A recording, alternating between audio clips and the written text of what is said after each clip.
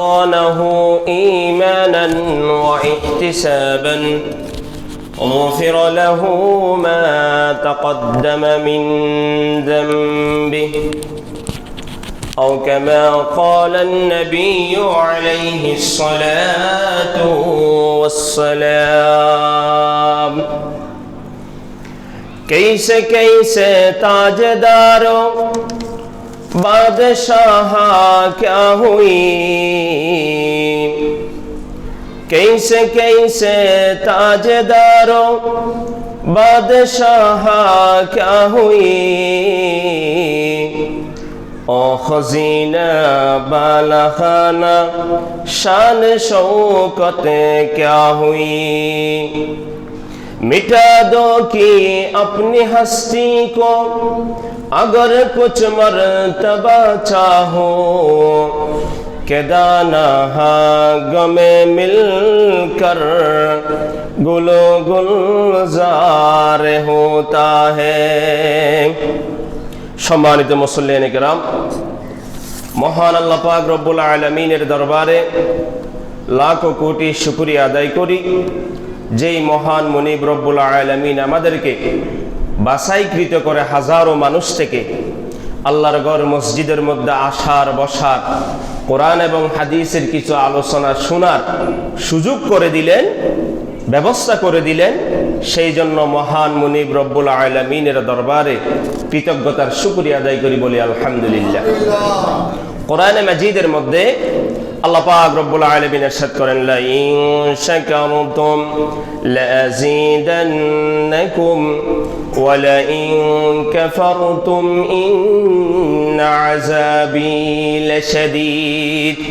যেই বান্দা আমার নিয়ামত পাওয়ার পরে, আমার রহম পাওয়ার পরে, ওই বান্দা যদি আমার রহমের, আমার নিয়ামতের, আমার দয়ার, আমার ভালোবাসার যদি কি না করে, শুকরিয়া আদায় না করে, কৃতজ্ঞতা প্রকাশ না করে, আমি ওই বান্দা থেকে আমার রহম কেড়ে নিব। লা ইন শাকারতুম লা আযীদান্নাকুম ওয়া লা ইন কাফারতুম ইন্না আযাবি লাশাদীদ। শুধু আমার নিয়ামত কেড়ে নিব তাই না, আমার রহম কেড়ে নিব তাই না, ইন্না আযাবি লাশাদীদ, তার জন্য শক্ত ভয়াবহ আযাব, শাস্তি আমি রেখে দিয়েছি।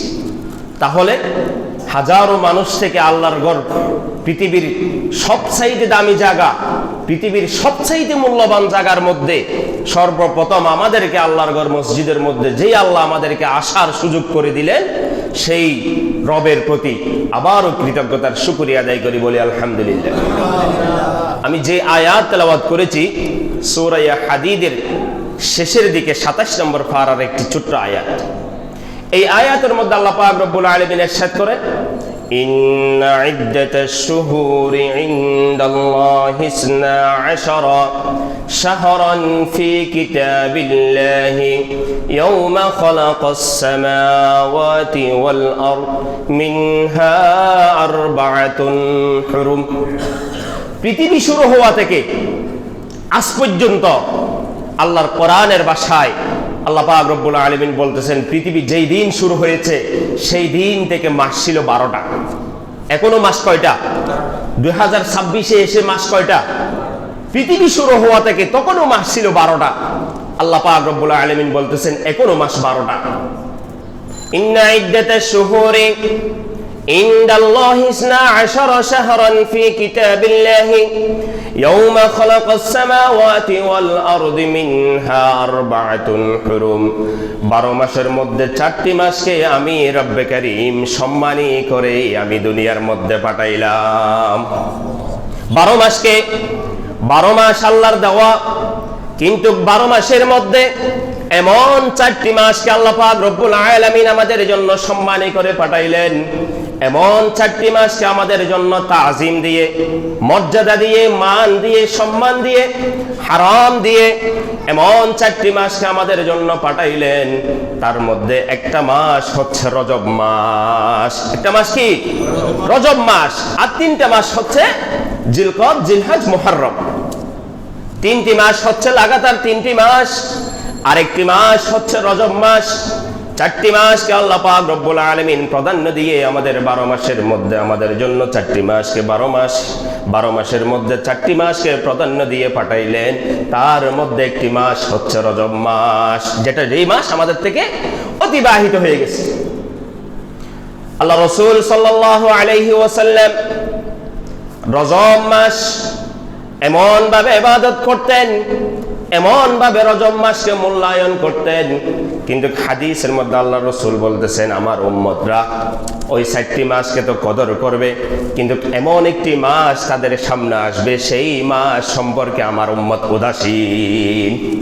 আমার উম্মত উদাসীন থাকবে, তাদের কদর থাকবে না, তারা বেহুশে থাকবে, তারা সেই মাসকে মূল্যায়ন করবে না। সেই মাস শাবান মাস। রজব এবং রজব মাসকে আমরা কি 4টি মাসকে যে আল্লাহ পাক রব্বুল আলামিন প্রাধান্য দিয়ে পাঠাইলেন, সেই হিসাবে রজব মাসকে আমরা কি করি? সম্মান করি। রমজান মাসে আমরা প্রচুর ইবাদত করি, কিন্তু আল্লাহ রাসূলের হাদিসের ভাষায় মধ্যবর্তী এমন একটি মাস যেই মাসে আমার উম্মত কি থাকবে? উদাসীন থাকবে। যেই মাসে আমার উম্মতের এইরকম একটা দামি মাস যে চলে যাবে, আমার উম্মতের খবর থাকবে না, আমার উম্মতরা সেই মাস সম্পর্কে উদাসীন থাকবে। আম্মা জান আয়েশা রাদিয়াল্লাহু তাআলা আনহা এমন একটি হাদিস বর্ণনা করেন, লাম আরাকা তাসুমু শাহরান মিন শাহরি মা তাসুমু মিন শাবান। যে হাদিস মা আয়েশা রাদিয়াল্লাহু তাআলা আনহা বর্ণনা করেন, এমন একটি মাস যেই মাসের মধ্যে আল্লাহ রাসূল সাল্লাল্লাহু আলাইহি ওয়াসাল্লাম বেশিরভাগ ওই মাসের মধ্যে রোজাদার থাকতেন। ওই মাস শাবান মাসে হাদিসের মধ্যে আসলেন এমন কি পুরা 30 দিনে 30 দিন আল্লাহ রাসূল সাল্লাল্লাহু আলাইহি ওয়াসাল্লাম শাবান মাস পুরা মাস রোজা রাখতেন। কিন্তু এরপরে আর কিছু হাদিসের মধ্যে আসেন শেষের দিকে 2-1টা দিন ছাড়া বেশিরভাগ আল্লাহ রাসূল রোজা রাখতেন। 1 থেকে 25, 26, 27 পর্যন্ত রোজা রাখতেন। বাকি শেষের দিকে কেন রাখতেন না? যাতে শাবান মাসের রোজা ফরজ রোজার সাথে যাতে শামিল না হয়, সেই হিসেবে আল্লাহ রাসূল শেষের দিকে 2-1টা দিন ছাড়া শাবান মাসে পুরা মাস রোজা রাখতেন। শাবান মাসকে আল্লাহ রাসূল সাল্লাল্লাহু আলাইহি ওয়াসাল্লাম অনেক কি দিতেন? দাম দিতেন। সাহাবায়ে কেরামরা আল্লাহর রাসূলকে জিজ্ঞেস করলেন, ইয়া রাসূলুল্লাহ, ইয়া হাবিবাল্লাহ, আপনি শাবান মাসকে এমন কেন মূল্যায়ন করেন, এমন কেন দাম দেন, এমন কোন শাবান মাসে কি আছে, কি ফজিলত আছে? শাবান মাসকে এত মূল্যায়ন কেন করেন? কি ফজিলত শাবান মাসের মধ্যে আছে? তখন আল্লাহ রাসূল সাল্লাল্লাহু আলাইহি ওয়াসাল্লাম বললেন, আমার উম্মতরা রজব মাসে প্রচুর ইবাদত করবে, রমজান মাসেও প্রচুর ইবাদত করবে, কিন্তু শাবান মাস এমন একটা ফজিলতওয়ালা মাস মধ্যবর্তী সময়ে চলে যাবে, সেই মাসের মধ্যে আমার উম্মতরা উদাসীন থাকবে। সেই জন্য আমি আল্লাহর রাসূল সেই মাসকে মূল্যায়ন করি, যাতে আমার উম্মতরা এই মাসে ইবাদত বন্দেগী করে, যেতে রমজানের ফজল যাতে কি করতে পারে, হাসিল করতে পারে, সেই জন্যই আমি কি করি? শাবান মাসে প্রচুর ইবাদত করি। কোরআনে মাজিদের মধ্যে অন্য জায়গায় ইরশাদ করেন, শাহরু রমাদানাল্লাযী উনজিলা ফীহিল কুরআন হুদাল লিন-নাসি ওয়া বাইয়িনাতিন মিনাল হুদা ওয়াল ফুরকান। শাহরুন মানে হচ্ছে মাস, শাহরু রমাদানাল্লাযী উনজিলা ফীহিল কুরআন, সেই মাসে আমি রব্বে করিম কোরআন নাজিল করলাম, লিহিদায়াতিন নাস, মানুষের হেদায়েতের জন্য, মানুষের কল্যাণের জন্য, মানুষের মুক্তির জন্য, মানুষ যাতে জাহান্নামী থেকে জান্নাতি হতে পারে, সেই জন্য আমি কোরআন নাজিল করলাম। সেই জন্যই আমি কি করছি? কোরআন নাজিল করেছি। হাদিসের মধ্যে আল্লাহ রাসূল সাল্লাল্লাহু আলাইহি ওয়াসাল্লাম ইরশাদ করেন, মান সামা রমাদানাহু ঈমানান ওয়া ইহতিসাবান গুফিরা লাহু মা তাকদ্দামা মিন যামবি। যে ব্যক্তি রমজান মাসের রোজা রেখে নিজের ইবাদত বন্দেগী করে ঈমানের সাথে ইহতিসাবানের সাথে সম্মানের সাথে যেই ব্যক্তি রোজা রাখবে, ঈমানান ওয়া ইহতিসাবান গুফিরা লাহু মা তাকদ্দামা মিন যামবি, আমি আল্লাহ পাক রব্বুল আলামিন তার জীবনের পিছনের সমস্ত গুনাহ মাফ করে দেব। আমাদের সামনে রমজান মাস আসতেছে, যেই কোনো জায়গায় যেই কোনো জিনিসের প্রিপারেশন যত মজবুত হবে সেই ব্যক্তি তত সাকসেস হবে। যেই ব্যক্তি প্রিপারেশন যত মজবুত হবে তার নৈকট্য লাভ তত সাকসেস হবে। বিশ্বকাপ যারা খেলে, হঠাৎ কি এসে কি ফাইনাল খেলা খেলে, যারা বাংলাদেশের হাফেজ বিশ্বের দরবারে বাহিরের রাষ্ট্রে গিয়ে কোরআনের প্রতিযোগিতা হয়, সেই বাংলাদেশে থাকা অবস্থায় কোরআনের প্রতিদিন নিয়মিত তালিম, নিয়মিত পড়া সে চালু রাখে কিনা? যে ব্যক্তি একটা গান করবে, সেই গান মঞ্চে গাওয়ার আগে ওই ব্যক্তি অনেকবার প্র্যাকটিস করে। যেই ব্যক্তি কোরআনের প্রতিযোগিতা নিয়ে বিশ্বের দরবারে যাবে, সেই ব্যক্তিও কোরআন নিয়ে দেশের মধ্যে থাকা অবস্থায় কোরআন ফজরের নামাজে পড়ে। ফজরের নামাজের পরে ভোরবেলা উঠে সেই ব্যক্তি কোরআন কি করে? যেই ব্যক্তি খতমে তারাবি পড়াবে, সেই ব্যক্তি কোনোদিন কোরআন শরীফ না দেখে কি তারাবি পড়ানোর জন্য এই মেহরাবের মধ্যে আসবে? কখনো আসবে না।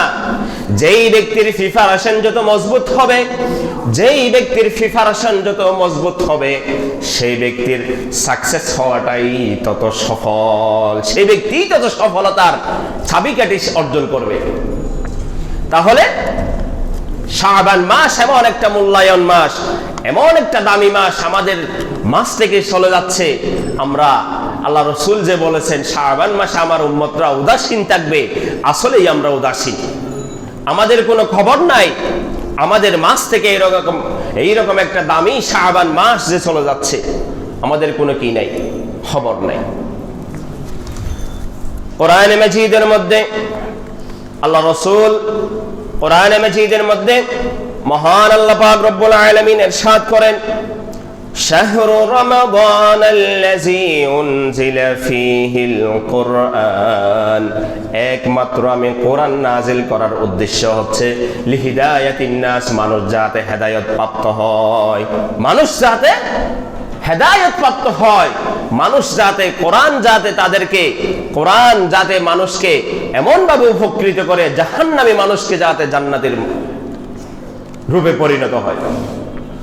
এমন একজন ব্যক্তি মুহাম্মদ ইবনে হারুন সমরকন্দি নামে একজন ব্যক্তি, যেই ব্যক্তি 40 বছর মাকাম ইব্রাহিমের মধ্যে নামাজ পড়ার পরে, 40 বছর হজ করার পরেও, 40 বছর রোজা রাখার পরেও মুহাম্মদ ইবনে হারুন সমরকন্দি নামে একজন ব্যক্তির 40 বছরের হজ আল্লাহ কবুল করে নাই।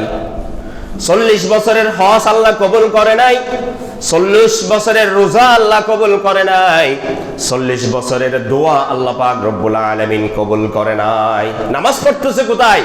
মাকাম ইব্রাহিমের মধ্যে, আল্লাহর পাক জায়গার মধ্যে নামাজ পড়ে, দিনে রোজা রাখে, আল্লাহর কাছে তওবা করে, আল্লাহর কাছে কান্নাকাটি করে, আল্লাহর কাছে দোয়া করে।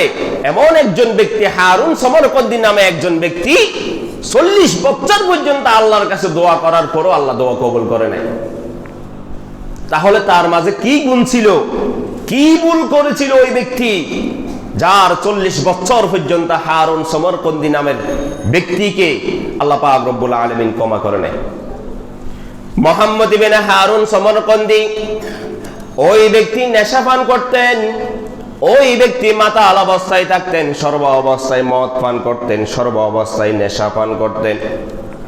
এমন একদিন নেশা পান করার পরে, শরাব পান করার পরে, মদ পান করার পরে যখন বাড়িতে আসলেন, নিজের মাই তাকে বলতেছে, তোর মতো ছেলে না থাকার চাইতে না থাকা ভালো।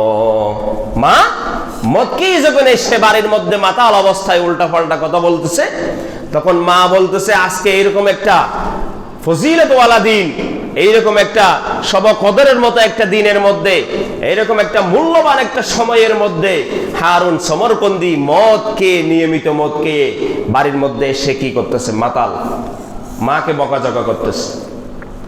মুহাম্মদ ইবনে হারুন সমরকন্দিকে যখন তার মা যখন বকাঝকা করতেছে, এরপরে হারুন সমরকন্দি মার উপর চড়া হয়ে গেলেন।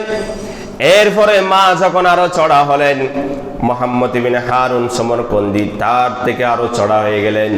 হাদিসের মধ্যে আসলেন এক পর্যায়ে মাকে জ্বলন্ত কোলে নিয়ে আগুনের মধ্যে ফুটে ফেললেন।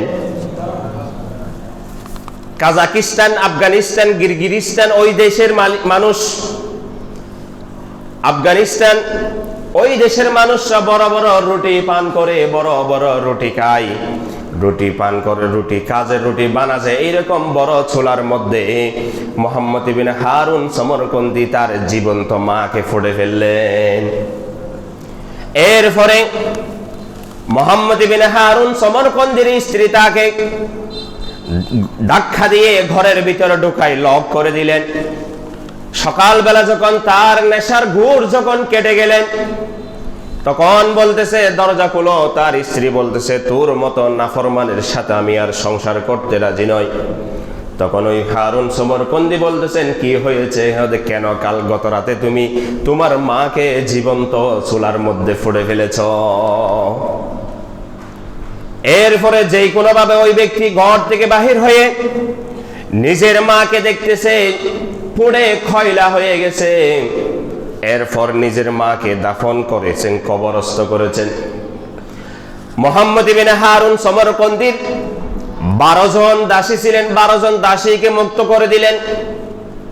ওই ব্যক্তি কোটি টাকার সম্পদের মালিক ছিলেন, সমস্ত সম্পদ আল্লাহর রাস্তায় দিয়ে দিলেন। যে হাত দিয়ে মাকে হত্যা করেছে, বাম হাত দিয়ে, ডান হাত কোরাল দিয়ে কেটে ডান হাত কেটে ফেলেছেন। ওই ব্যক্তির নিজের ডান হাত কেটে ফেলেছেন নিজে। 12 জন দাসী ছিলেন, মুক্ত করে দিলেন। ওই ব্যক্তির সমস্ত সম্পদ আল্লাহর রাস্তায় দিয়ে দিলেন। এরপর মাকামে ইব্রাহিমের মধ্যে গিয়ে 40 বছর পর্যন্ত আল্লাহর কাছে কান্নাকাটি করেছেন। মুহাম্মদ ইবনে হারুন সমরকন্দি 40 বছর পর্যন্ত আল্লাহর কাছে দোয়া করেছেন। 40 বছর রোজা অবস্থায় ছিলেন, 40 বছর মাকামে ইব্রাহিমের মধ্যে নামাজ পড়েছেন। 40 বছরের পরে গিয়ে মালিক ইবনে দিনার নামে একজন ব্যক্তি, লম্বা স্টোরি, লম্বা কথা, তার জীবনী টানতে গেলে অনেক সময় লাগবে। মালিক ইবনে দিনার নামে একজন ব্যক্তি কোরআন মাজিদের মধ্যে আসলেন, আলাম ইয়ানি লিল্লাযিনা আমানু আন তাখশাউ কুলুবুহুম লিযিকরিল্লাহ। একটি আয়াতে মালিক ইবনে দিনারও সারা বছর, সারা দিন, সারা সময়, সমস্ত সময় ওই ব্যক্তি মদ পান করতেন। কিন্তু সংক্ষেপে বলতেছি, মালিক ইবনে দিনার একটি আয়াতের বর্ষা করে, একটি আয়াতের প্রেক্ষাপটে আল্লাহ পাক রব্বুল আলামিন জবানার শ্রেষ্ঠ মুহাদ্দিস হিসাবে পরিণত করে দিলেন। ওর জীবনে যদি আমি বলতে যাই সময়ে বলতে পারবো না। মালিক ইবনে দিনার ওই সময় হজ করতে গেলেন। মালিক ইবনে দিনার আল্লাহর কাছে দোয়া করলেন, আয় আল্লাহ, এই বছর কার হজ কবুল হয়েছে এবং কার হজ কবুল হয় না একটু আমাকে বলুন।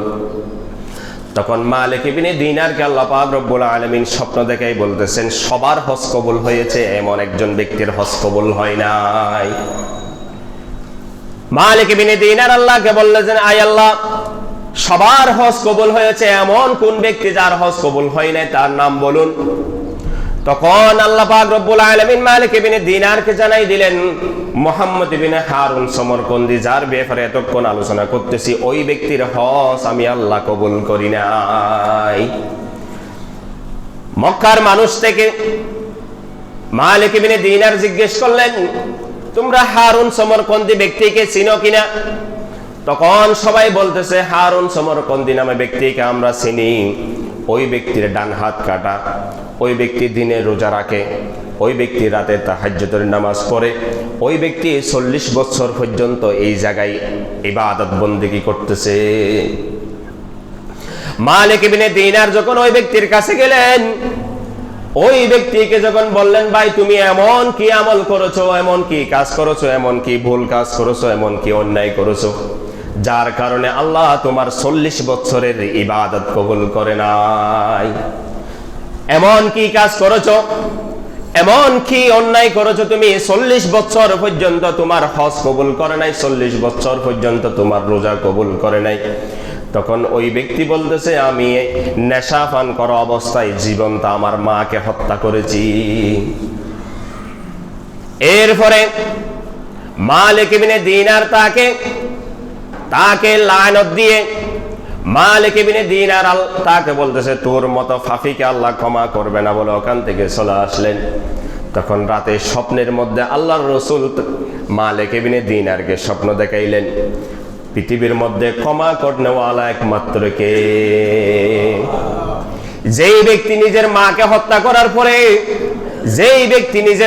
হত্যা করার পরে আগুনে পুড়ে ফেলার পরে মাতাল অবস্থায় 40 বছর পর্যন্ত মাকাম ইব্রাহিমের মধ্যে নামাজ পড়ার পরে নামাজ কবুল করে নাই, হজ করার পরে হজ কবুল করে নাই, আল্লাহর কাছে দোয়া করার পরে 40 বছর পর্যন্ত আল্লাহ দোয়া কবুল করে নাই, ওই ব্যক্তিকে আল্লাহর রাসূল সাল্লাল্লাহু আলাইহি ওয়াসাল্লাম স্বপ্নে এসে মালিক ইবনে দিনারকে সুসংবাদ দিয়ে দিলেন, ওই মুহাম্মদ ইবনে হারুন সমরকন্দি নামে ব্যক্তিকে আল্লাহ ক্ষমা করে দিয়েছে। তাহলে যেই ব্যক্তি নিজের মাকে হত্যা করার পরও যদি ক্ষমা পায়, যেই ব্যক্তি 40 বছর পর্যন্ত হজ করার পর হজ কবুল না হওয়ার পরও এর পরবর্তী এসে ক্ষমা পাই, তাহলে 2026-এ এসে যদি আমরা আল্লাহর কাছে তওবা করি, এখনো আমাদের তওবা কবুল করতে পারে সেই ক্ষমতা আছে কার? এখনো আমাদেরকে চাইলে ক্ষমা করতে পারে সেই ক্ষমা করনেওয়ালা একমাত্র কে? আর কেউ আছে? আমাদেরকে যদি ক্ষমা করে দেয়, তাহলে অন্য কেউ কি এরকম কেউ আছে ওই ব্যক্তিকে কেন ক্ষমা করলেন, আমাকেও ক্ষমা করেন, এরকম কোন পথ আছে? ওই ব্যক্তিকে কেন করলেন, আমাকেও করেন। মুহাম্মদ ইবনে হারুন সমরকন্দিকে আল্লাহ পাক রব্বুল আলামিন 40 বছর ফরজে এসে আল্লাহ পাক রব্বুল আলামিন ক্ষমা করে দিলেন। তাহলে এখনো আমরা যদি তওবা করি, আল্লাহর কাছে চাই, আমাদের জীবনের সমস্ত গুনাহ মাফ করে দিতে পারে কে?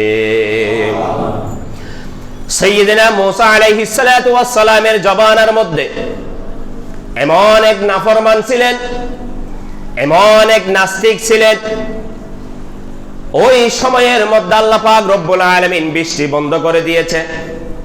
সমস্ত বৃষ্টি বন্ধ, বৃষ্টি না হওয়ার কারণে পুরা জায়গা, পুরা এলাকা বনি ইসরাইলের কম পুরা জায়গা মাটি ফেটে ফেটে যাচ্ছে।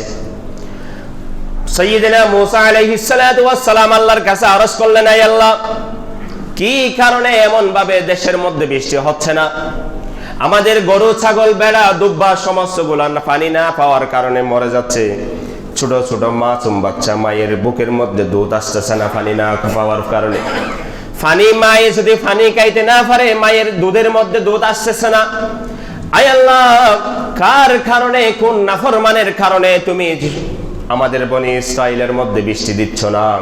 যখন সাইয়্যিদনা মূসা আলাইহিস সালাতু ওয়াস সালাম সমস্ত কওম নিয়ে, সমস্ত জাতি নিয়ে, সমস্ত কওম নিয়ে যখন খোলা মাঠের মধ্যে গেলেন, ওই মাঠের মধ্যে গিয়ে যখন আল্লাহর কাছে আরজ করলেন, আয় আল্লাহ, আমাদের মাঝে বৃষ্টি দেন, রহমতের বৃষ্টি দান করেন, তখন আল্লাহ পাক রব্বুল আলামিন মূসা আলাইহিস সালাতু ওয়াস সালামকে ওহীর মাধ্যমে জানাই দিলেন যে এই পুরা টিমের মধ্যে এমন একজন ব্যক্তি আছে যেই জীবনে একবারও আমি আল্লাহকে আল্লাহ বলে ডাকে নাই।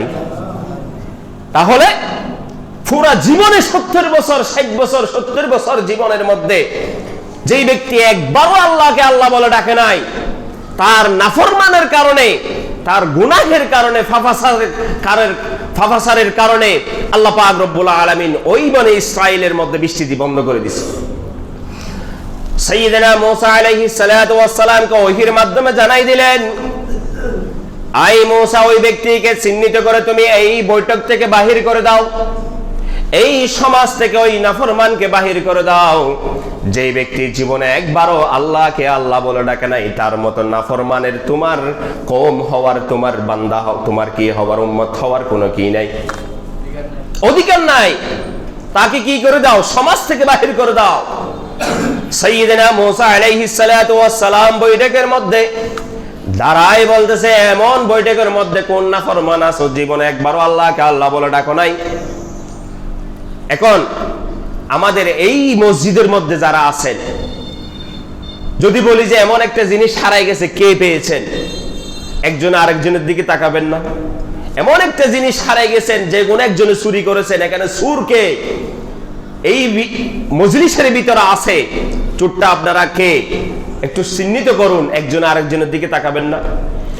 ওই সময়ের মধ্যে মুসা আলাইহিস সালাতু ওয়াস সালাম যখন এই ঘোষণা দিলেন, এমন বৈঠকের মধ্যে কোন নাফরমান আছো জীবনে 70 বছর হায়াতের মধ্যে একবারও আল্লাহকে আল্লাহ বলে ডাকো নাই, রসুলকে একবারও রাসূলুল্লাহ সাল্লাল্লাহু আলাইহি ওয়াসাল্লাম বলে দুরূদ পড়ো নাই, এইরকম নাফরমান কে আছো? এই সমাজ থেকে বাইরে হয়ে যাও।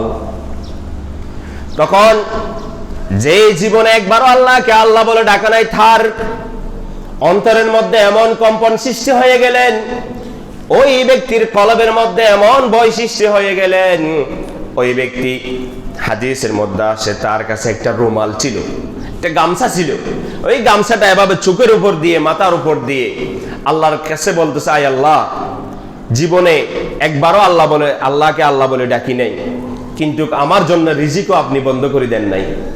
আমার রিজিক, আমার জন্য, ঈমানদারের জন্য, মুত্তাকির জন্য যাহা কিছু আছে, আমার জন্য আপনি তাই আমার জন্য বরাদ্দ রেখেছেন। ঈমানদার ব্যক্তি যেই গাছের ফল খেয়েছেন, আমিও সেই গাছের ফল খেয়েছি। ঈমানদার ব্যক্তি যেই পুকুরের মধ্যে গোসল করেছে, আমিও সেই পুকুরের মধ্যে গোসল করেছি। ঈমানদার ব্যক্তি যেই জায়গায় বাজার করেছে, আমিও সেই জায়গায় বাজার করেছি। কিন্তু কোনোদিন আয় আল্লাহ আপনি আমাকে তো অপমান করেন নাই। আজকে এইরকম মজলিসে আমি যদি চিহ্নিত হই, আমি জীবনে একবার আল্লাহকে আল্লাহ বলে ডাকি নাই, আমি নাফরমান হিসাবে আমাকে সবাই চিহ্নিত করবে। আয় আল্লাহ, আমার ছেলের জন্য যদি বউ আনতে যাই, নাফরমানকে কেউ বউ দেবে না। আমি যখন দোকানের মধ্যে সদাই করতে যাব, আমাকে নাফরমান বলে কেউ সদাই দিবে না। আমি যদি আমার মেয়েকে যদি কোনো জায়গায় বিবাহ দেওয়ার ব্যবস্থা করি, আয় আল্লাহ, নাফরমানের মেয়ে হিসেবে কেউ নিবে না। আয় আল্লাহ, একমাত্র নাফরমান হিসেবে আমি চিহ্নিত হয়ে যাব। আয় আল্লাহ, আজকে এই বৈঠকের মধ্যে আপনি আমাকে মাফ করে দেন। এই বৈঠকের মধ্যে আয় আল্লাহ আপনি আমাকে মাফ করে দেন, ক্ষমা করে দেন। এই ব্যক্তি যখন আল্লাহর কাছে এমন তওবা করলেন, আয় আল্লাহ, জীবনের সমস্ত গুনাহ আপনি আমাকে মাফ করে দেন। আয় আল্লাহ, অতীতের সমস্ত পাপ কাজ আমাকে মাফ করে দেন। আজকে এই বৈঠক থেকে আমি ওয়াদা করতেছি, আমি কি হয়ে যাব? ভালো হয়ে যাব। এই মুনাজাত শেষ হওয়ার আগেই আল্লাহ দুনিয়ার মধ্যে বৃষ্টি নাযিল করে দিয়েছে। তাহলে যেই ব্যক্তি 70 বছর একবারও আল্লাহকে আল্লাহ বলে ডাকে না, এই যেই ব্যক্তিকে এমন আল্লাহ পাক রব্বুল আলামিন যদি ক্ষমা করতে পারে, এই 2026-এ এসেও যদি আমরা তওবা করি, আমাদের তওবা কবুল করতে পারে একজন, তিনি কে? মুসা আলাইহিস সালাতু ওয়াস সালামের জবানের মধ্যে আরেক নাফরমান, এমন একজন নাফরমান ছিলেন, সম্ভবত রাসূলুল্লাহ সাল্লাল্লাহু আলাইহি ওয়াসাল্লামের আগে মুসা আলাইহিস সালাতু ওয়াস সালামের জবানের মধ্যে নয়। ওই ব্যক্তি কি করতেন? ওই ব্যক্তি কাফনের লাশ চুরি করতেন। কাফনের, আমার মা মারা গেছে, কবরস্থ করেছি, ওই ব্যক্তি রাত্রে এসে কাপড়ের কাপড় চুরি করতেন। আপনার বাবা মারা গেছে, ওই ব্যক্তি এসে কাফনের কাপড় চুরি করতেন। এমন এক অভ্যাস ছিলেন, ওই ব্যক্তি কাফনের কাপড় চুরি করে করে কি করতেন? চলতেন। একদিন কাফনের কাপড় চুরি করতে গিয়ে এমন এক যুবতী মেয়ে সমাজের মধ্যে মারা গেলেন। ওই যুবতী মেয়ে এমন সুন্দর, এমন একটা সৌন্দর্য, 18, 19, 20, 22 বছরের একটা মেয়ে যখন মারা গেলেন, ওই ব্যক্তি যখন কাফনের কাপড় চুরি করতে গেলেন, তখন ওই ব্যক্তির নজর ওই সুন্দরী মহিলার উপর গেলেন। এরপরে শয়তানে তাকে ধোঁকা দিয়ে ওই ব্যক্তি খবরের মধ্যে ওই সুন্দরী মৃত মহিলার সাথে ব্যভিচারের মধ্যে লিপ্ত হয়ে গেলেন। লিপ্ত হওয়ার পরে ওই ব্যক্তি যখন কাফনের কাপড় নিয়ে চলে আসতেছেন, একটু যখন চলে আসলেন, যে কোনোভাবে উসট খেয়ে পড়ার পরে ওই ব্যক্তি পড়ে গেলেন। তখন ওই কবর থেকে ওই সুন্দরী মৃত মহিলা মহান আল্লাহ পাক রব্বুল আলামিনের হুকুমে জবাব দিলেন।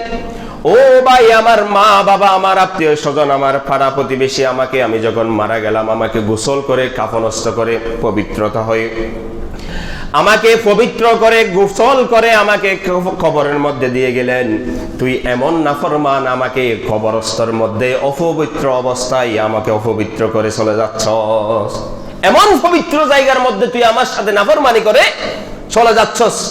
তোর কত বড় সাহস, তোর কত বড় কলিজা, কবরের মধ্যে এরকম একটা মৃত মহিলার সাথে ব্যভিচার করে। ওই মৃত পবিত্র হয়ে যেই ব্যক্তির বোন মারা গেলেন, তার ভাই, তার মা বাবা, আত্মীয় স্বজন সবাই তাকে পবিত্র করে কাফন দিয়ে দাফন দিয়ে কবরের মধ্যে রাখি চলে আসে। এরপরে ওই মহিলা যখন আল্লাহর হুকুমে যখন ডাক দিলেন, এমন কোন ব্যক্তি তুই কবরের মধ্যে এমন পবিত্র জায়গায়, এমন জায়গার মধ্যে আমাকে অপবিত্র করে চলে যাচ্ছস? আল্লাহর ভয় কি তোর কাছে নাই? আলাম ইয়ানি লিল্লাযিনা আমানু আন তাখশাউ কুলুবুহুম লিযিকরিল্লাহ। তোর কলবের মধ্যে কি আল্লাহর ভয় নাই? তোর কলবের মধ্যে কি আল্লাহর ভয় নাই? তুই এমন কাজ কেমনে করে চলে যাচ্ছ সেই জায়গা থেকে? তখন ওই ব্যক্তিকে আল্লাহ পাক রব্বুল আলামিন এমন ভাবে ক্ষমা করে দিচ্ছেন। ওর স্টোরি যদি বলতে যাই, এরপর ওই ব্যক্তি ওখান থেকে চলে গিয়ে পাহাড়ের মধ্যে চলে গেলেন। পাহাড়ের মধ্যে চলে গিয়ে আল্লাহর কাছে এমন ভাবে কান্নাকাটি করতেছে, আয় আল্লাহ। এরপরে ওই ব্যক্তি প্রথমে আবু বকর সিদ্দিকের কাছে গেলেন, আই আবু বকর, আমি এই কাজ করেছি। এরপরে ওমরের কাছে গেলেন, আমি ওমর এই কাজ করেছি। সবাই তাকে তারাই দিলেন। আল্লাহর রসুলের কাছে যখন গেলেন, আল্লাহর রসুলকে বললেন, আই আল্লাহর রসুল, আমি এরকম অন্যায় কাজ করেছি। আল্লাহর রসুল তাকে তারাই দিলেন। সমাজের মধ্যে এইরকম অন্যায় করতে পারস, এইরকম ফাফাসার কেমনে করতে পারস? আল্লাহ রসুলও তাকে কি করে দিলেন? বাহির করে দিলেন। ওই ব্যক্তি পাহাড়ের চূড়ায় গিয়ে এমন ভাবে আল্লাহর কাছে কান্নাকাটি করতেছে, আল্লাহর কাছে এমন ভাবে তওবা করতেছে, আল্লাহর কাছে এমন ভাবে চাচ্ছে, আল্লাহর কাছে এমন ভাবে মাপ চাচ্ছে। এক পর্যায়ে ওই ব্যক্তির চোখের পানি যাইতে যাইতে আর পানি নাই, রক্ত আসতেছে। ওই ব্যক্তি তার চোখের পানি শেষ, এরপরে তার রক্ত আসা শুরু। এক পর্যায়ে আল্লাহ রসুল সাল্লাল্লাহু আলাইহি ওয়াসাল্লামের কাছে জিবরাইল আলাইহিস সালাতু ওয়াস সালাম এসে বলতেছেন, এমন একজন ব্যক্তিকে আপনার দরবারে আসার কারণে আপনি কি করে দিলেন? বাহির করে দিলেন। কিন্তু আল্লাহ পাক রব্বুল আলামিন তাকে কি করে দিয়েছেন? ক্ষমা করে দিয়েছেন। আপনি ওই ব্যক্তি কোন জায়গায় আছে তাকে তালাশ করে তাকে আপনি কি করে দিন? আল্লাহ যে ক্ষমা করে দিয়েছেন তার সুসংবাদ দেন। তাহলে যেই 70 বছর বয়সে একবারও আল্লাহকে আল্লাহ বলে ডাকে নাই, আল্লাহ যদি তাকেও মাফ করে দিতে পারে, যেই ব্যক্তি কবরের মধ্যে সুন্দরী মহিলার সাথে ব্যভিচার করার কারণে আল্লাহ তাকেও যদি মাফ করে দিতে পারে, যেই ব্যক্তি নিজের জীবন্ত মাকে চুলার মধ্যে পুড়ে কয়লা করে ফেলেছে, তাকেও যদি আল্লাহ 40 বছর পরও মাফ করে দিতে পারে, আমরা কি সেই রকম মাফ করেছি? আল্লাহ আমাদেরকে মাফ করবে না? আমরা যদি এখনো যদি আল্লাহর কাছে তওবা করি, আল্লাহর কাছে যদি খালেস ভাবে আল্লাহর কাছে চাই, আল্লাহর কাছে যদি মাফ চাই, তাহলে এখনো আমাদেরকে মাফ করে দিতে পারে তিনি কে? সেই ক্ষমতা আছে কার? শাবান মাসের মধ্যে আল্লাহ রসুল সাল্লাল্লাহু আলাইহি ওয়াসাল্লাম বেশি বেশি ইস্তিগফার পড়তেন, আল্লাহর কাছে মাফ চাইতেন, আল্লাহর কাছে তওবা করতেন, আল্লাহর কাছে মাফ চাইতেন। আল্লাহ রসুল নিষ্পাপ কিনা সেই বিশ্বাস আপনাদের আছে কিনা? আল্লাহ রসুল নিষ্পাপ হওয়ার পরেও আল্লাহ রসুল দিনে 70 বার তওবা করতেন, 100 বার তওবা করতেন। কেন করতেন? উম্মতকে শিক্ষা দিয়ে গেলেন, তোমরা যদি এরকম 40 বছর যদি আল্লাহ তোমার হজ কবুল না করে, নিজের মাকে যদি হত্যা করার পরেও, যদি নিজের এরকম কবরের মধ্যে ব্যভিচার করার পরেও, খুন করার পরেও, রাহাজানি করার পরেও, বাইয়ের সম্পদ বাইয়ে লুণ্ঠন করার পরেও, অন্যায় করার পরেও, মিথ্যা কথা বলার পরেও, চুগলখড়ি করার পরেও, একজনের সম্পদ আরেকজনের সম্পদ খেয়ে ফেলার পরেও, যেই রকম ফাফাসার কাজ আছে, সমস্ত ফাফাসার কাজ করার পরেও যদি আল্লাহর কাছে খালেস নিয়ে তওবা করে, সেই তওবা কবুল করতে পারে কে? সেই ক্ষমতা আছে কার? আল্লাহ। আসুন, সময় আছে আর? তাহলে হাদিসের মধ্যে আল্লাহ রাসূল সাল্লাল্লাহু আলাইহি ওয়াসাল্লাম ইরশাদ করেন, মান সামা রমাদানাহু ঈমানান ওয়া ইহতিসাবান গুফিরা লাহু মা তাকদ্দামা মিন যামবি আস-সাওমু লি ওয়া আনা আজজি বি। এমন রোজা, যে ব্যক্তি রোজা রাখবে, রোজা একমাত্র আমার জন্য, আর রোজার প্রতিদান স্বয়ং আমি আল্লাহ ওই ব্যক্তির নিজের হাতের মধ্যে দিব। পৃথিবীর সমস্ত নেক কাজের প্রতিদান আল্লাহ পাক রব্বুল আলামিন সমস্ত ফেরেশতার মাধ্যমে দিয়ে থাকেন। আল্লাহ পাক রব্বুল আলামিন যেই কোনো মাধ্যমে আল্লাহ পাক রব্বুল আলামিন তার প্রতিদান দিয়ে থাকেন। কিন্তু হাদিসের মধ্যে আসলেন আস-সাওমু লি ওয়া আনা আজজি বি, রোজা আমার জন্য, রোজার প্রতিদান স্বয়ং আমি আল্লাহ দিব। তাহলে যার প্রতিদান আল্লাহ নিজে দিবেন, তার দেওয়া কি রকম হবে? কি 5 টাকার বাদামের মতো হবে? তার দেওয়া কি রকম হবে? নামাজের মধ্যে আমরা এসে বলি আলহামদুলিল্লাহি রাব্বিল আলামিন, হামিদানি আবদি। হাদিসের মধ্যে আসলেন হামিদানি আবদি।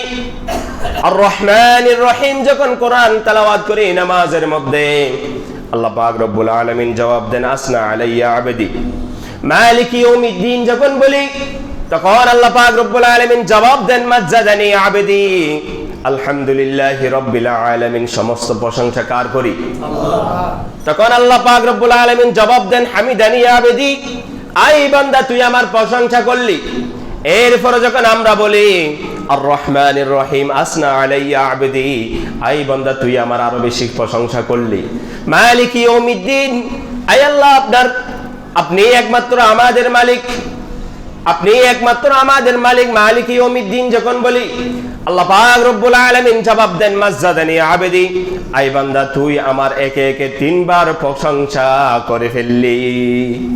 কয়বার? 3 বার। নামাজের মধ্যে আমরা না জানার কারণে আল্লাহর সাথে কি কথোপকথন হয়, আল্লাহর সাথে কি রকম কথাবার্তা হয়, না জানার কারণে আমরা কি গাফেল, না বুঝার কারণে।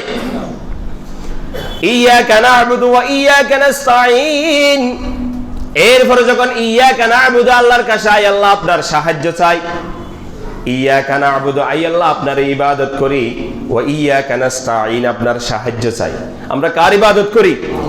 আল্লাহর ইবাদত করি। এই আয়াতকে আল্লাহ পাক রব্বুল আলামিন 2 ভাগে ভাগ করলেন। ইয়াকা না'বুদু, আল্লাহ আপনার ইবাদত করি, এটা আল্লাহর জন্য। ওয়া ইয়াকা নাস্তাঈন, আই আল্লাহ আপনি আমাদের উপর কি করুন? সাহায্য করুন, আমাদেরকে সাহায্য করুন, আমাদেরকে নসরত করুন, আমাদেরকে মদত করুন। এরপরে যখন ইয়াকা না'বুদু ওয়া ইয়াকা নাস্তাঈন যখন আল্লাহকে বলে দিয়ে, আল্লাহ বলেন এই আয়াতকে 2 ভাগ। এই আয়াত ইয়াকা না'বুদু তোমরা আমার ইবাদত করো, ওয়া ইয়াকা নাস্তাঈন একমাত্র আই আল্লাহ আপনারই সাহায্য চাই। তাহলে আল্লাহ আমাদের, আল্লাহর কাছে যে আমরা সাহায্য চাই, আল্লাহ আমাদের সাহায্য কি দিচ্ছে? আমাদের চাওয়া, আমাদের চাওয়া ছোট, আমরা চাইতে জানবো না। দুনিয়ার মধ্যে যদি আল্লাহর কাছে আমরা চাই, আমরা চাইবো দায় আল্লাহ গাড়ি বাড়ি, নারী, মন্ত্রিত্ব, সম্পদ, আর কিছু চাই না দুনিয়ার মধ্যে। কোরআনে মাজিদের মধ্যে আল্লাহ পাক রব্বুল আলামিন ইরশাদ করেন, যুইনা লিন-নাসি হুব্বুশ শাহাওয়াতি মিনান নিসাই ওয়াল বানিনা ওয়াল কানাতিরিল মুকানতারাতি মিনাজ যাহাবি ওয়াল ফিদ্দা। আমি দুনিয়ার মধ্যে মানুষ সৃষ্টি করলাম, কিন্তু মানুষের কলবের মধ্যে এমন 5টা বৈশিষ্ট্যর মহাব্বত দিয়ে, 5টা জিনিসের প্রতি লোভ দিয়ে আমি সৃষ্টি করলাম। স্বর্ণরূপের ভালোবাসা, যুইনা লিন-নাস নারীর প্রতি ভালোবাসা, হুব্বুশ শাহাওয়াত মিনান নিসাই ওয়াল বানিনা ওয়াল কানাতিরিল মুকানতারাতি মিনাজ যাহাব। স্বর্ণরূপের মহাব্বত দিয়ে আমি মানুষ সৃষ্টি করলাম, নারীর প্রতি মহাব্বত দিয়ে আমি মানুষ সৃষ্টি করলাম, সম্পদের প্রতি মহাব্বত দিয়ে আমি মানুষ সৃষ্টি করলাম। তাহলে ইয়াকা না'বুদু ওয়া ইয়াকা নাস্তাঈন, একমাত্র আই আল্লাহ আপনার ইবাদত করি, একমাত্র আপনার কাছেই আমরা আশ্রয় চাই, সাহায্য চাই। আই বান্দা কি সাহায্য চাইবি, কি আশ্রয় চাইবি? পরের আয়াত আল্লাহ পাক রব্বুল আলামিন বলে দিচ্ছেন, ইহদিনাস সিরাতাল মুস্তাকিম সিরাতাল লাযিনা আন'আমতা আলাইহিম গায়রিল মাগদুবি আলাইহিম ওয়ালাদ-দাল্লিন। আমিন। ইয়াকা না'বুদু ওয়া ইয়াকা নাস্তাঈন ইহদিনাস সিরাতাল মুস্তাকিম। আয় আল্লাহ, এমন সাহায্য চাই আপনার কাছে, এমন প্রার্থনা করি, এমন আশ্রয় চাই, যেই ইহদিনাস সিরাতাল মুস্তাকিম, সরল সঠিক পথ, যেই পথের মধ্যে আপনার নিয়ামত প্রাপ্ত ব্যক্তিরাই হেঁটেছে। আমরা আল্লাহ কি চাইব, সেই চাওয়াটা আল্লাহ সূরা ফাতিহার মধ্যে আমাদেরকে দিয়ে দিলেন। যদি এই আয়াত না দিয়ে ইয়াকা না'বুদু ওয়া ইয়াকা নাস্তাঈন, আপনারই ইবাদত করি, আপনারই সাহায্য চাই, যদি সাহায্য আমাদের চাওয়ার মধ্যে যদি থাকতো, তাহলে আমরা চাইতাম যে কি? আল্লাহ বলতেছেন, তোরা মানুষ ছোট, তোদের চাওয়াটাই ছোট, তোদের নজর ছোট, তোদের চাওয়াটাই ছোট। আমি আল্লাহ পাক রব্বুল আলামিনের চাওয়া যেরকম বড়, দেওয়াও এরকম বড়। তাহলে আমাদেরকে কি দিবেন? আল্লাহ দেওয়া যদি বড় হয়, আমাদের চাওয়া যদি ছোট হয়, আল্লাহর দেওয়া যদি বড় হয়, তাহলে আল্লাহ কি দিবেন? আলাম ইয়ানি লিল্লাযিনা আমানু আন তাখশাউ কুলুবুহুম লিযিকরিল্লাহ। এমন কি সময় আসে নাই, তওবা করার এখনো কি সময় আসে নাই? যেই ব্যক্তি বেনামাজি নামাজি হওয়ার এখনো কি সময় আসে নাই? যেই ব্যক্তি অন্যায় কাজের মধ্যে লিপ্ত, এখনো কি ন্যায়ের পথে ফিরে আসার সময় আসে নাই? যেই ব্যক্তি চুরির কাজের মধ্যে লিপ্ত, ওই ব্যক্তি চুরি কাজ থেকে ফিরে আসার এখনো কি সময় আসে নাই? যেই ব্যক্তি ভাইয়ের সম্পদ ভাইয়ে খেয়ে ফেলেছেন, দিয়ে ফেলার এখনো কি সময় আসে নাই? যেই ব্যক্তি ফজরের নামাজের মধ্যে মসজিদে আসতে কষ্ট হয়, এখনো কি সময় আসে নাই? নিজের জীবনকে পরিবর্তন করার এখনো কি সময় আসে নাই? আলাম ইয়ানি লিল্লাযিনা আমানু আন তাখশাউ কুলুবুহুম লিযিকরিল্লাহ। যেই রকম একজন 40 বছর পর্যন্ত নাফরমানি করার পরও সারা জিন্দেগি তার মাতাল অবস্থায় গেছে, মালিক ইবনে দিনার ওই ব্যক্তিও, মুহাম্মদ ইবনে হারুন সমরকন্দি নামে ওই ব্যক্তিও, তাদের পুরা জিন্দেগি নেশাপান করতেন, সর্বসময় নেশাপান করতেন। ওই রকম ব্যক্তিকে আল্লাহ পাক রব্বুল আলামিন মাফ করে দিতে পারলে, এখনো আমরা যদি তওবা করি, আল্লাহর কাছে মাফ চাই, ইয়াকা না'বুদু, আয় আল্লাহ তোমারই ইবাদত করি, ওয়া ইয়াকা নাস্তাঈন, একমাত্র তোমারই সাহায্য চাই, তাহলে এখনো আমাদেরকে সাহায্য করতে পারে কে? আল্লাহ। তাহলে সাহায্য চাইবেন কার কাছে? আল্লাহর কাছে। আল্লাহ পাক রব্বুল আলামিন আমাদেরকে আমাদের যাহা কিছুর চাওয়া, আমাদের যাহা কিছুর প্রয়োজন, আল্লাহর কাছ থেকে চেয়ে নেওয়ার তৌফিক দান করুক, আমিন বলি। আমাদের সামনে রমজান আসতেছে। রমজান মানে আল্লাহ কোরআনে মাজিদের মধ্যে বললেন, শাহরু রমাদান আল্লাযী উনজিলা ফীহিল কোরআন, আমি এই কোরআন নাজিল করছি মানব জাতির হেদায়েতের জন্য। মানব জাতি যাতে কি হয়, জাহান্নামী থেকে জান্নাতের উপযুক্ত হয়, যারা হেদায়েতের বাহিরে আছেন তারা যাতে হেদায়েত প্রাপ্ত হয়। এই রমজান মাসে একবার সুবহানাল্লাহ বললে 70 বার সুবহানাল্লাহ বলার সওয়াব, 70 বার এমনকি 700 বার, এমনকি 7 লক্ষ বার, 7 কোটি বার, এমনকি উহুদের পাহাড় পর্যন্ত একবার সুবহানাল্লাহ বলার কারণে আল্লাহ পাক রব্বুল আলামিন দিয়ে দিবেন। আল্লাহ মানুষের কোরআনে মাজিদের মধ্যে আল্লাহ পাক রব্বুল আলামিন ইরশাদ করেন, কুল্লু ইনসানুন দাঈফুন, আমি দুনিয়ার মধ্যে মানুষ সৃষ্টি করলাম একমাত্র দুর্বল করে, একমাত্র দুর্বল। পৃথিবীর সমস্ত জাতি থেকে আমি একমাত্র দুর্বল করে পাঠাইলাম মানুষকে। পৃথিবীর সমস্ত জাতি থেকে দুর্বল করে পাঠাইলেন আল্লাহ। কোরআনের মধ্যে বললেন যে কাকে? মানুষকে। না হলে দেখেন, একদিনের একটা গরুর বাচ্চা মায়ের পেট থেকে আসার পরে ওই ব্যক্তি, ওই গরু নিজের সাহায্যে মায়ের থেকে দুধ খায়। একদিনের একটা মুরগির বাচ্চা ডিম থেকে বাহির হওয়ার পরে কেউ কি কাওয়া দিতে হয়? তাহলে একটা ছোট বাচ্চা, মাসুম বাচ্চা আপনার ঘরে আসলেন, আমার ঘরে আসলো, কতদিন পর্যন্ত লালন পালন করতে হয়? কতদিন পর্যন্ত অন্যের সাহায্যে ওই ব্যক্তি বেড়ে উঠতে পারে না? কোরআনে মাজিদের মধ্যে আল্লাহ পাক রব্বুল আলামিন বললেন, কুল্লু ইনসানুন দাঈফুন, একমাত্র পৃথিবীর সমস্ত ইনসান জাতিকে আমি কি করে পাঠাইলাম? দুর্বল করে পাঠাইলাম। আমি যদি মানুষকে সবল করে ফাটাইতাম, দুর্বল করে ফাটানোর পরেও যদি এত নাফরমানি করে, দুর্বল করে ফাটানোর পরেও যদি আমার এত বিরোধিতা করে, আমার সাথে শিরিক করে, দুর্বল করে ফাটানোর পরেও যদি আমার এত বিরোধিতা করে, তারপরেও যদি সবল করে ফাটাইতাম তখন কি করতে দেখুন। যদি সবল করে ফাটাইতাম তাহলে কিভাবে নাফরমানি আল্লাহর করতেন। এত দুর্বল করে ফাটানোর পরেও আল্লাহ বলতেছেন আমি এক পৃথিবীর সমস্ত জাতি থেকে আমি মানুষকে দুর্বল করে ফাটাইলাম একমাত্র। সেই দুর্বল জাতি শূন্যের উপরে বিমান উড়াচ্ছে কিনা, এত কিছু আবিষ্কার দুর্বল জাতি করতেছে কিনা। এক জায়গা থেকে আরেক জায়গায় বিমান দিয়ে যে চলে যাচ্ছেন হাজার হাজার কিলোমিটার দূরে, আবিষ্কার করেছে কে? এই দুর্বল জাতি।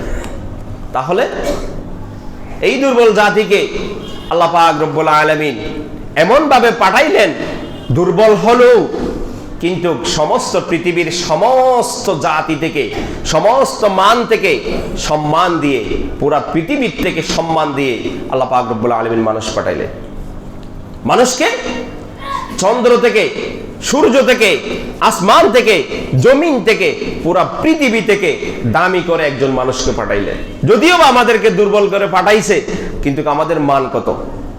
হাদিসের মধ্যে আসলেন মান ক্বালা লা ইলাহা ইল্লাল্লাহ, পৃথিবীর মধ্যে যদি একজন ব্যক্তি ঈমানদার থাকে, একজন ব্যক্তি যদি আল্লাহকে আল্লাহ ডাক নেওয়ালা থাকে, একজন ব্যক্তি পুরা পৃথিবীর মানুষ নাফরমানিতে লিপ্ত হয়ে যায়, পুরা পৃথিবীর সমস্ত মানুষ নাফরমানের মধ্যে লিপ্ত হয়ে যায়, কিন্তু এমন একজন ব্যক্তি যদি আল্লাহকে খালাস নিয়তে আল্লাহ বলে ডাকে, হাদিসের মধ্যে আসেন ওই একজন আল্লাহ ওয়ালার জন্য পুরা পৃথিবীর আঞ্জাম আল্লাহ ঠিক রাখবে। তাহলে একজন ইমানদারের দাম কত, একজন ইমানদারের মূল্য কত, একজন ইমানদারের দাম কত। সূরা দোহার মধ্যে আল্লাহ পাক রব্বুল আলামিন বললেন লাকাদ খালাকনাল ইনসানা ফি আহসানি তাকওয়িম। পৃথিবীর সমস্ত জাতি থেকে, পৃথিবীর সমস্ত জিনিস থেকে, পৃথিবীর পুরা পৃথিবী থেকে, সূর্য থেকে, চন্দ্র থেকে, আসমান থেকে, জমিন থেকে আমি একমাত্র আমার ইনসান জাতিকে সৌন্দর্য করে পাঠাইলাম। ইনসান জাতির তাহলে একজন দুর্বল ব্যক্তি, কোরআনের মধ্যে বললেন পৃথিবীর সমস্ত জাতি থেকে ইনসান জাতিকে আমি দুর্বল করে পাঠাইলাম, সেই দুর্বলতার দুর্বল ব্যক্তির দাম কত পুরা আসমান এবং জমিনের চাইতে বেশি। হাদিসের মধ্যে আসলেন একবার সুবহানাল্লাহ বললে 70 বার সুবহানাল্লাহ বলার সওয়াব, একবার আলহামদুলিল্লাহ বললে 70 বার আলহামদুলিল্লাহ বলার সওয়াব। আমাদের সামনে এমন সময় আসতেছে একবার নফল নামাজ আদায় করলে নফলকে ফরজের পরিণত সওয়াব দিবে কে? যদি 2 রাকাত ফরজ নামাজ আদায় করি 70 রাকাত ফরজের সওয়াব দিবেন কে? যদি 4 রাকাত আমরা ফরজ নামাজ আদায় করি 4 রাকাতে 70 রূপে পরিণত করে দিবেন কে? একটা নফল ইবাদত করলে ফরজের সওয়াব, একটা ফরজ ইবাদত করলে 70টা ফরজের সওয়াব সেই সময় আমাদের সামনে আসতেছে। তাহলে আমাদের আজকের আলোচনার মূল বক্তব্য হলো কি? তওবা, ইস্তেগফার, আল্লাহর কাছে বেশি বেশি চাওয়া, আল্লাহর কাছে ইস্তেগফার করা, আল্লাহর কাছে মাফ চাওয়া। যেই রকম 40 বছর নাফরমানি করার পরেও 40 বছর হজ আল্লাহ কবুল করে নাই, 40 বছর রোজা আল্লাহ কবুল করে নাই, 40 বছরের দোয়া আল্লাহ কবুল করে নাই। আরেকজন ব্যক্তি জীবনের হায়াতের মধ্যে আল্লাহকে আল্লাহ বলে ডাকে নাই। আরেকজন ব্যক্তি এইরকম পবিত্র জায়গায় নাফরমানি করার কারণে এইরকম আল্লাহ পাক রব্বুল আলামিন তাদেরকে ক্ষমা করে দিলেন। তাহলে এখনো আমরা যদি আল্লাহর কাছে চাই, আল্লাহর কাছে মাফ চাই, আল্লাহ পাক রব্বুল আলামিন আমাদেরকে ক্ষমা করে দিবে। আমাদেরকে সবাইকে বেশি বেশি করে ইস্তেগফার পাঠ করার, আল্লাহর কাছ থেকে মাফ চাওয়ার তৌফিক দান করুক, আমিন বলি। ওয়া আখিরু দাওয়ানা আলহামদুলিল্লাহি রাব্বিল আলামিন। আসসালামু আলাইকুম ওয়া রাহমাতুল্লাহি।